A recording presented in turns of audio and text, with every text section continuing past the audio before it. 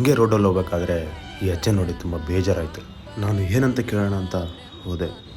ಈ ಅಜ್ಜ 2 ದಿನದಿಂದ ನನಗೆ ಜ್ವರ ಬಂದಿದೆ, ನನಗೆ ದುಡ್ಡು ಗಿಡ್ಡು ಏನು ಬಿಡಪ್ಪ, ಜಸ್ಟ್ ನನಗೆ ಜ್ವರದ ಮಾತ್ರೆ ಕೊಡಿಸು ಸಾಕು ಅಂತ ಹೇಳ್ದ. ನಗುವನು ಅಳಿಸಿರುವ ದೇವರು ಅನ್ನುವ. ಅದಕ್ಕೆ ನಾನು ಬರೀ ಹೊಟ್ಟಲ್ಲಿ ಮಾತ್ರ ತಿನ್ನೋಕ್ಕಾಗಲ್ಲ ಅಂತೇಳಿ ಊಟ, ಟೀ, ಬನ್ ತರೋಣ ಅಂತ ಬಂದೆ.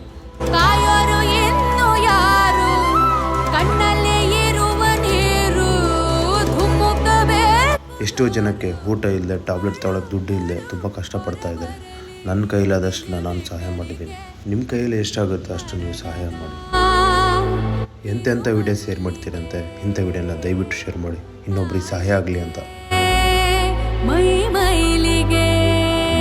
ನಿಮ್ಮ ಈ ಒಂದೊಂದು ಫಾಲೋವಿಂದ ಹೆಚ್ಚಿನ ವಿಡಿಯೋಸ್ ಮಾಡೋಕ್ಕೆ ಶಕ್ತಿ ಕೊಡುತ್ತೆ. ದಯವಿಟ್ಟು ನನ್ನ ಅಕೌಂಟ್ನ ಫಾಲೋ ಮಾಡಿ.